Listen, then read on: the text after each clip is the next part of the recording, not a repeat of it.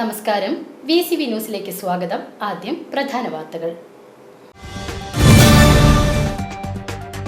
അകമല കുഴിയോട് പ്രദേശത്ത് വീണ്ടും കാട്ടാന ഇറങ്ങി കൃഷിനാശം വരുത്തി.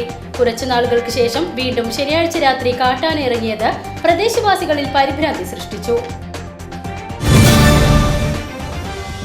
4 ദിവസങ്ങളിലായി കലാമണ്ഡലം കൂത്തമ്പലത്തിൽ നടന്നു വന്നിരുന്ന അനുഭവാധിഷ്ഠിത പഠനം നൃത്തത്തിലൂടെ ചോട് 2025 വേനൽ അവധി ക്യാമ്പിന് സമാപനം കുറിച്ചു.